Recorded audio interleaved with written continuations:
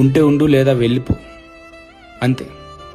ఒకవేళ వాడు నీకు రైటా రాంగా అనే కన్ఫ్యూజన్స్ ఏమైనా ఉంటే కూర్చొని మాట్లాడు, గొడవపడు, కొంచెం టైం తీసుకో. టైం అంటే అటువైపు మనిషి లైఫ్ రూన్ అయిపోయేంత టైం కాదండి. కొంచెం అంటే కొంచెం, ప్రతి దానికి ఒక పాయింట్ ఉంటుంది, అంతవరకు తీసుకో, అర్థం చేసుకో. ఓకే అనిపిస్తే ఉండు లేదా పో. కలిసి ఉండలేకున్నా, విడిచిపోలేకపోతున్నా, అమ్మ తల్లి వద్దవన్నీ బయలుదేరు నువ్వు. దానివల్ల ఎవరికి ఉపయోగం లేదు ఇక్కడ. ఇది వినడానికి నీకు ఎంత పెయిన్ఫుల్గా ఉందో చెప్పడానికి వాడికి అంతే పెయిన్ఫుల్గా ఉంటుంది. నిజానికి వాడు నువ్వు లేకుండా బ్రతకలేడు కూడా ఏమో. పోనీ ఇలా అనుకోగానే వెళ్ళిపోవడం ఉండిపోవడం అంత ఈజీ అంటే కాదు. కానీ కష్టమో నష్టమో నీకు ఉండలేనేమో అనిపించినప్పుడు వెళ్ళిపోవాలంతే. ఎందుకంటే ఇది ఒక చెత్త ఫేజ్. మనిషి గ్రో అవడం ఆగిపోతుంది ఇక్కడ. ఈ ఫేజ్లో ఎవరు ఉండకూడదు, నువ్వు వాడు ఎవరు ఉండకూడదు. కానీ సగం మంది దరిద్రమైన చెత్తలను బ్రతుకుతున్నారు. దూరం నుండి అలాంటి వాళ్ళని చూస్తూ అయ్యో పాపం అనుకోవడానికి బాగుంటుంది. కానీ నువ్వు వాడిని కూడా ఆ చెత్తలో పడేస్తా అంటున్నావు. ఆ చెత్తలో ఉంటే ఎలా ఉంటుందో తెలుసా? నువ్వు వాడిని ఏం చేస్తున్నావు అర్థమవుతుందా?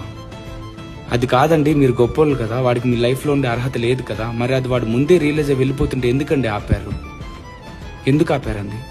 వాడి మీద ప్రేమ, లేదా వాడంటే అలవాట, అడిక్షనా, లేదా ఇంకెవరూ లేక బోర్ కొడుతుందా? ఐఎమ్ సారీ, బట్ ఎందుకు ఆపారండి?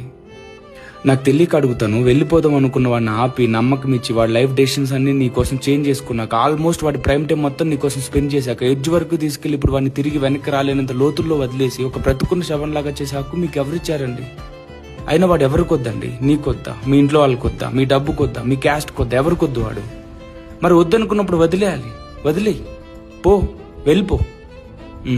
వెళ్ళరు.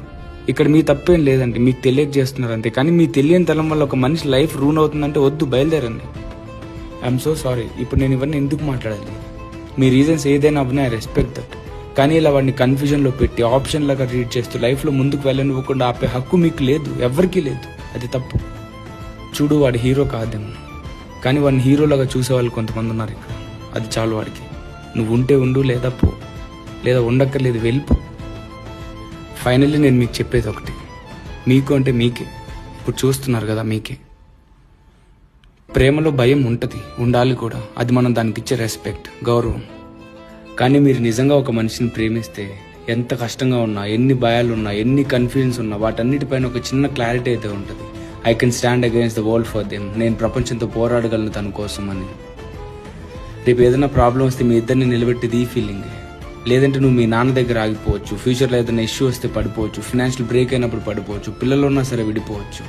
ప్రపంచం మొత్తం నీకు ఎదురుగా నిల్చున్నప్పుడు నువ్వు తన ముందుకెళ్ళి నిలబడగలవా లేదా అనేది క్వశ్చన్ ఇక్కడ. అయితే చెప్పు, నిలబడగలవా?